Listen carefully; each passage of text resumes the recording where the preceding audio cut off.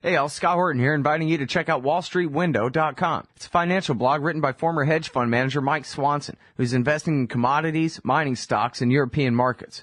Wall Street Window is unique in that Mike shows people what he's really investing in and updates you when he buys or sells in his main account. Mike thinks his positions are going to go up because of all the money the Federal Reserve is printing to finance the deficit. See what happens at wallstreetwindow.com. And Mike's got a great new book coming out, so also keep your eye on writermichaelswanson.com for more details. All right, y'all, welcome back to the show. I'm Scott Horton, and our first guest on the show today is the other Scott Horton, heroic international anti-torture human rights lawyer and professor at Columbia and contributing editor to Harper's magazine. Welcome back to the show, Scott. How are you doing? Great to be with you. Good. Well, very happy to have you here. I took a bunch of notes, only I wrote so small I don't know if I can read them anymore. But I read this whole thing that came out yesterday, NBC News, with a white paper. I guess this is not a memo to the president saying this is why you can kill people, but it's a white paper to the Congress explaining why the president can kill people. Do I understand that part right, first of all? You got it exactly right. So it starts with this question of secrecy. That is, there's a 50-plus page legal memorandum that was done by two senior lawyers at the Justice Department for Obama. They decided that was all super, super secret, couldn't be revealed, but they decided they could prepare a 14-page white paper for Congress that would explain to Congress and potentially also later the American public the essence of this memorandum. And it's now that white paper that has gotten out. And, of course, this is happening just on the eve of the confirmation hearing of John O'Brien to be the head of the CIA. And I think, clearly leaked in order to help fuel questions. I'd say a very helpful leak. Yeah. All right. Well, now, so you're the former chair of the New York City or New York State Bar Association's Committee on International Law.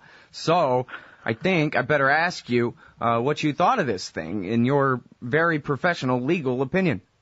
Very muddled. I'd say, first of all, that, I know the authors of the legal opinion here, both Marty Lederman and David Barron. I have a lot of respect for them. They're very smart guys, and they're a hell of a lot smarter than this white paper, because this white paper makes a complete muddle of the law. I'd say there are two major ways that you could, someone who's a lawyer for the government, go about justifying this. One is to use notions of self-defense, say that the U.S. or U.S. citizens, U.S. interests are imminently about to be attacked, and you've got to strike to protect yourself. So that's one possibility. And the other possibility is just under the laws of war as a justification. And this paper just sort of makes a muddle of the whole thing. It's not really clear whether they're trying to justify on one prong or the other prong, and their analysis of the law of war aspect is really a complete mess. All right, well, so let's go through this here a little bit. When it says a high-level official, I guess that means as designated by the president or presumably, right? But necessarily? I mean, does this mean that any high-level official can order anybody assassinated? Well, literally, that's what it says. But I mean, of course, it imposes a whole series of further limitations on it. And I think one thing we got to say at the outset is, look, this memorandum is dealing with a very narrow category, and that is people who are senior operatives of Al-Qaeda and associated or aligned groups. As designated by a high-level official. Right, as found to be. So, and are U.S. citizens. Right. Now, if they're, senior figures of Al-Qaeda or an aligned group and aren't U.S. citizens, it's pretty clear that there are not nearly such stringent requirements, and I wouldn't call these requirements actually terribly stringent. There seems to be much broader authority. So this is dealing with a fairly narrow category of cases, and, the most prominent one we know of already is Anwar al-Awlaki, the New Mexico-born cleric who was killed by a drone attack in Yemen. Mm-hmm. All right, now, so one of the things that jumped out at me, and then I read a few other things where they were making the same kind of point here, that they they define the term imminent to mean just about whatever they want. And in fact, I think they even say if they've determined at some point that they claim someone is an Al-Qaeda guy, if they don't see evidence that he has officially renounced them, then he's considered an imminent threat from now on until they track him down, and then he's fair game. This, I think, is one of the things that almost every commentator who's looked at the white paper is troubled by so far, and that is, and I think you've summarized it correctly. I think that is that there is a requirement of imminent threat, but imminent doesn't mean what you think it is. And that basically they're telling us the U.S. government, the national security apparatus, the Department of Justice, we have our own secret, private understanding of what imminent means. And it just means that this person has been a threat in the past, and we think there's a risk he might be in the future. In particular, we don't have to have specific knowledge that he's planning to attack us right now. The fact that he's been associated with some attack in the past and he's at liberty and could stage an attack, that's plenty good. So in other words, imminent doesn't mean imminent. It's like Alice in Wonderland, that famous passage where, words mean exactly what I choose them to mean and nothing else. Right. Well, and I guess it really could be where not a single word in the entire memo means what you or I would think it means, but it doesn't matter because it can only be reviewed by the kooks who wrote it in the first place. There's not even a judge to say that it's okay or not. Well, that's right. I mean, I'd say we have all the problems about this basically assassinations bureau that this document authorizes, because it does clearly authorize the president in some circumstances to seek out, target, and assassinate U.S. citizens. But before we get to that question, there's the first question, which is secrecy surrounding all of this. I think it's well understood that the intelligence community is entitled to a lot of secrecy with respect to tactical operations. I mean, they're going to strike individual A on such and such a time at such and such a place. Well, the people who are involved in carrying that out certainly want that to be secret. They need to keep it secret to be able to be effective in carrying it out. So there's a good reason to have that secret. But that's not what we're talking about here. What we're talking about here is the law. The law and their understanding of the law and the power it confers upon them. And it's fundamentally contrary to our Constitution and legal system for the government to claim that their understanding and interpretation of the law is a secret. That cannot be.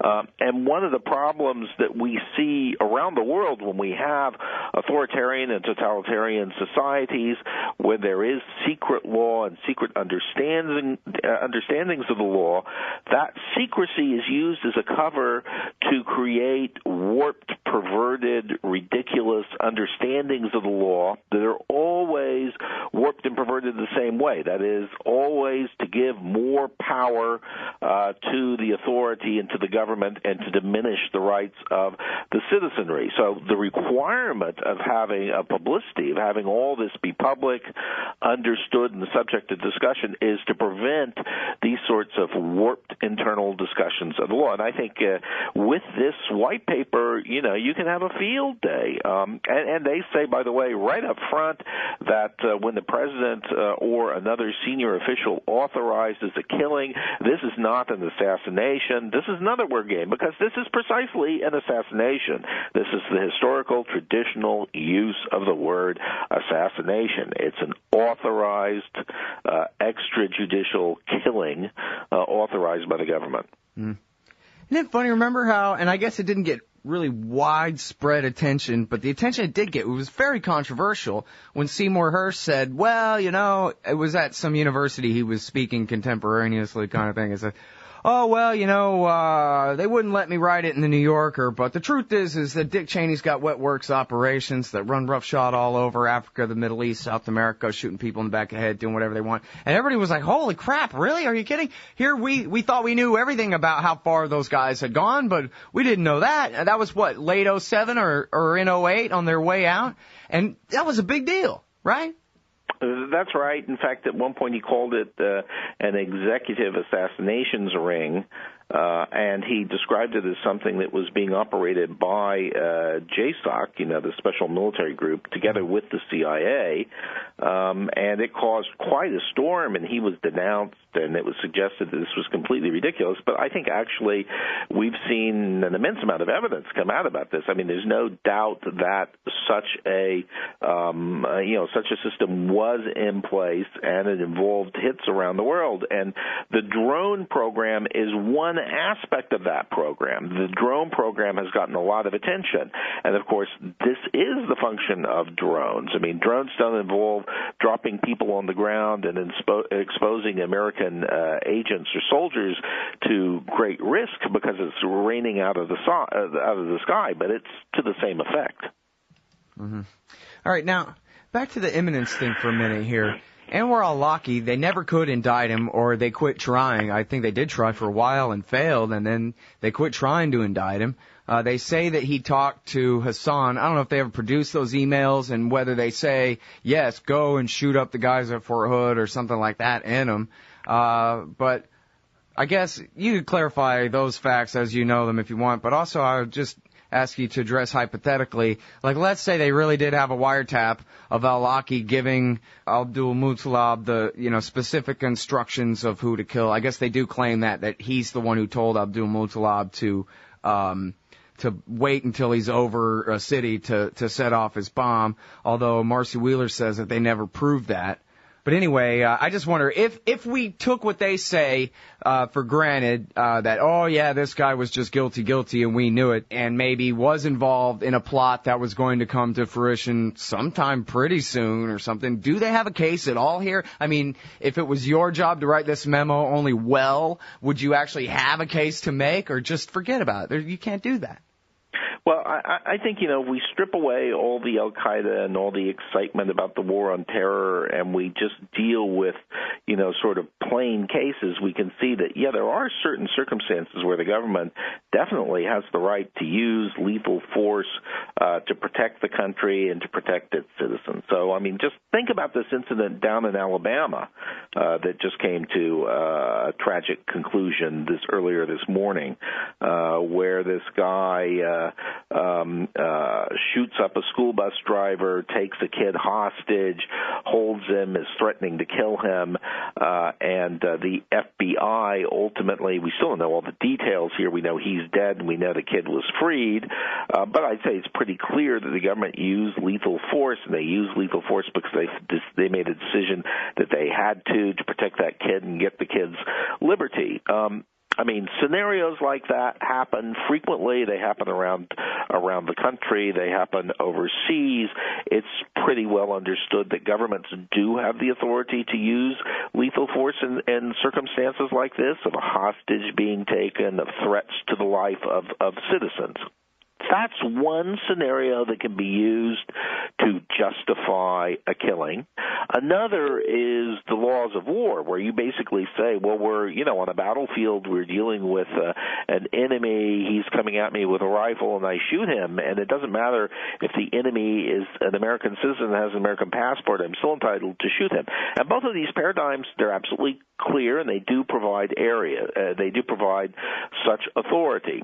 But the cases we're dealing with here are really quite different from either of those two examples. And the major difference is the lack of urgency, the lack of immediate threat, the absence of a clear battlefield situation. And it really boils down to one key consideration, and that is, why couldn't you simply arrest or seize this person? Why do you have to kill him?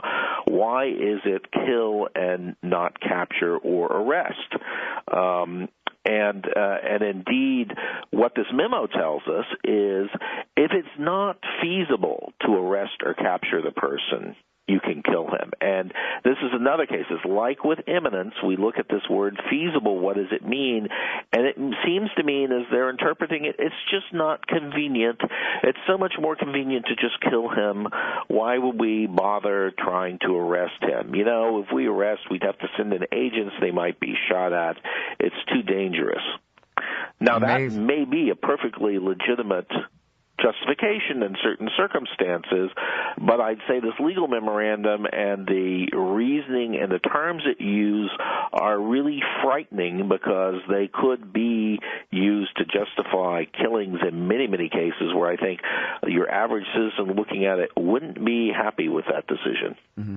Well, Ron Paul got in all kinds of trouble for saying about the raid that killed bin Laden that they could have just worked with the Pakistani police. They arrested Khalid Sheikh Mohammed and Ramzi bin al-Shib with the help of the Pakistani police. Didn't necessarily have to be a big Hollywood production Navy SEAL raid to get the job done. I mean, even if the ISI had been hiding him there, which I don't think is proven, if we called them out for it and said, you better go arrest him and bring him to us, they would have anyway, right?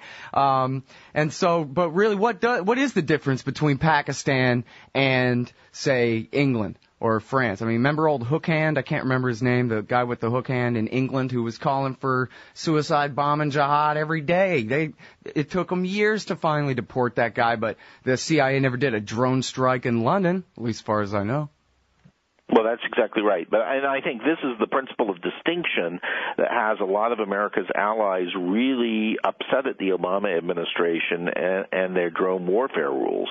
They think that the Obama administration isn't serious enough about pursuing, the regular police force alternative of seeking arrest or seeking custody over people who are the targets. And I think there's no question but that, England, UK, France, Germany, Italy, Spain, they have good, effective police forces who will cooperate with the United States. Now, I would say Ron Paul may be a little bit off about Pakistan. I know Pakistan pretty well. I've dealt with Pakistani police and security forces. I wouldn't trust them for a second. I mean, they're filled with people who are sympathizers of these radical organizations. So I think you'd have to be really, really cautious about that. But that said, I think there's a completely legitimate question about whether a reasonable effort was made to capture Osama as opposed to kill him. And remember, John Brennan went out the day after the incident and gave this talk before the press in which he described, imminent physical threat to the SEALs and described people being involved defending Osama. And it turned out later that his descriptions were completely untrue. Didn't at all correspond to what had actually happened. Brennan was trying to present a scenario that justified the killing based on facts that weren't facts.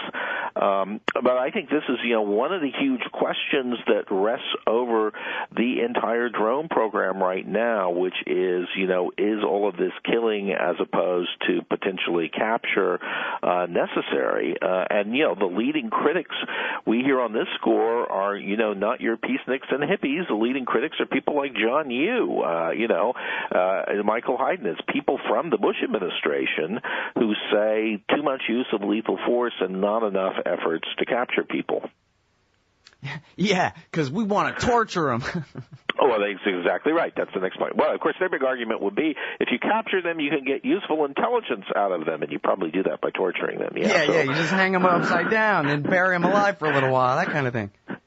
But on the killer capture point, I mean, I think they raise fair issues on that. There's no doubt about it.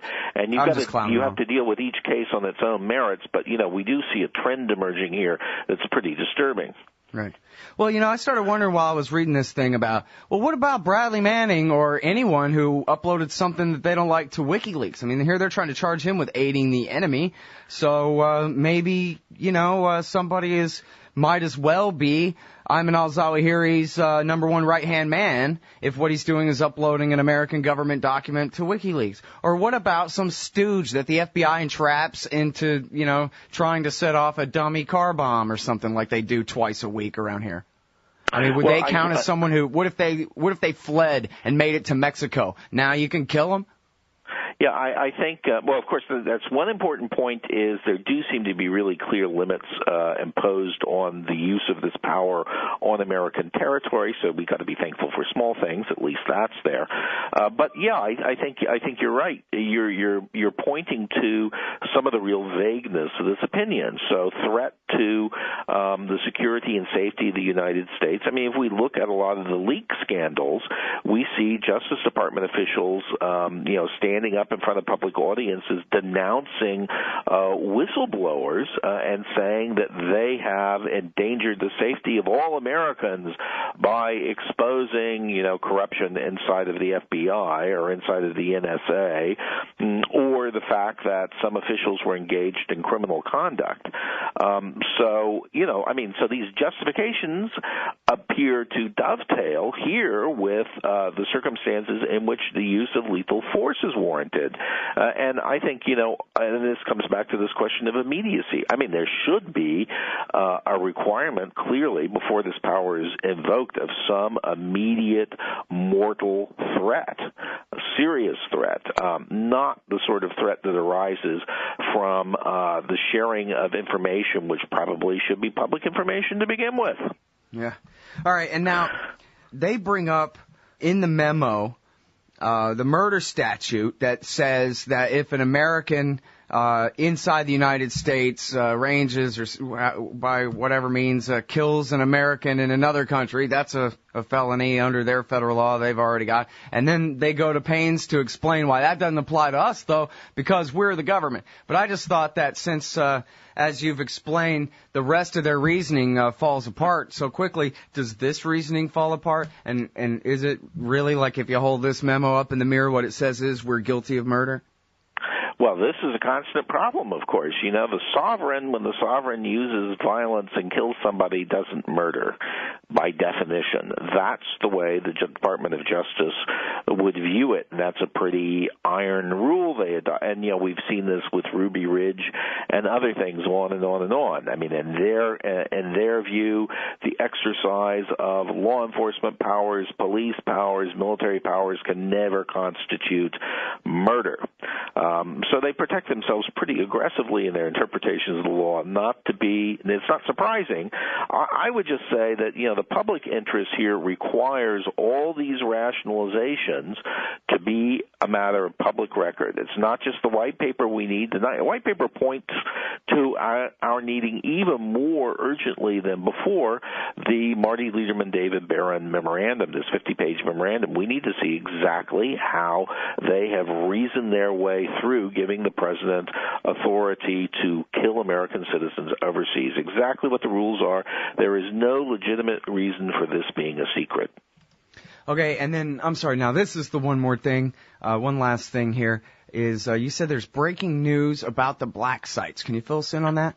Globalizing torture. We have a huge new report issued by the Open Society Foundations by Amrit Singh, one of their senior lawyers, this morning, that is now the most authoritative, most detailed report on the black sites and the Extraordinary Renditions program, and she's gone through and she's identified every single person who was in the program by name with a little history, and she's charted globally all the countries that cooperated in exactly what they did. And what we discovered this morning is that there are 54 countries around the world cooperating with the CIA and the operation of this program. So I'd say, we have a real mass of new information that's been released about this, which, I think points to just how broad and how extensive this entire program was and how many collaborators there were in the program. So I think we got a lot of governments around the world that have a lot of questions to answer at this point. Yeah, this is huge. This list, I'm looking at Spencer Ackerman's piece here at Wired.com, the list of the 54 countries. Some of them we already knew, of course, but some surprises, too. I wonder... it's not like we're going to be able to rely on CNN to tell us about the reaction in the capitals of all these countries or anything. That's right. I mean, we really knew about the European countries that were involved. That was pretty documented. And what we see now is it's really all over the Middle East, Africa, and Asia. A great number of countries coming up here now that we did not previously know were involved. Amazing. All right. Well, we'll keep our eyes on No Comment That's the blog of the Other Scott Horton at harpers.org. Thanks very much for your time, as always, Scott. Hey, great to be with you. Have a good day. You too. Good old Other Scott Horton, heroic anti-torture human rights lawyer, harpers.org. Man, you need some Liberty stickers for the back of your truck. At LibertyStickers.com, they've got great state hate, like Pearl Harbor was an inside job. The Democrats want your guns. U.S. Army, die for Israel.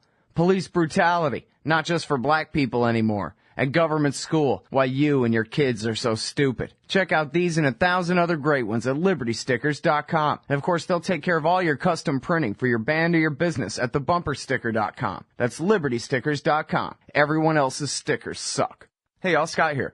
First of all, thanks to the show's sponsors and donors who make it possible for me to do this. Secondly, I need more sponsors and more donors if the show is to continue. ScottHorton.org/donate has all the links to use PayPal, Give.org, Google Wallet, WePay.com, and even Bitcoins to make a donation in any amount. You can also sign up for monthly donations of small and medium-sized amounts through PayPal and Give.org. Again, that's ScottHorton.org/donate for all the links. To advertise on the site or the show, email me, Scott@ScottHorton.org. And thanks. The Emergency Committee for Israel, Brookings, Heritage, AIPAC, WINEP, JINSA, PNAC, CNAS, the AEI, FPI, CFR, and CSP. It sure does seem sometimes like the war party's got the foreign policy debate in D.C. all locked up. But not quite. Check out the Council for the National Interest at councilforthenationalinterest.org. They put America first, opposing our government's world empire, and especially their Middle Eastern madness. That's the Council for the National Interest at councilforthenationalinterest.org. Hey ladies, Scott Horton here. If you would like truly youthful, healthy, and healthy-looking skin, there is one very special company you need to visit, Dagny & Lane at dagnyandlane.com. Dagny & Lane has revolutionized the industry with a full line of products made from organic and all-natural ingredients that penetrate deeply with nutrient-rich ionic minerals and antioxidants for healthy and beautiful skin. That's Dagny & Lane at dagnyandlane.com. And for a limited time, add promo code SCOTT15 at checkout for a 15% discount. Hey everybody, Scott Horton here, inviting you to check out the Future Freedom Foundation at FFF.org. They've got a brand new website with new and improved access to more than 20 years worth of essays promoting the cause of liberty. And FFF's writers, including Jacob Hornberger, Jim Bovard, Sheldon Richmond, Anthony Gregory, Wendy McElroy, and more, aren't just good. They're the best at opposing and discrediting our corrupt overlords in Washington and their warfare, welfare, regulatory police state. That's the Future Freedom Foundation's new and improved site at FFF.org.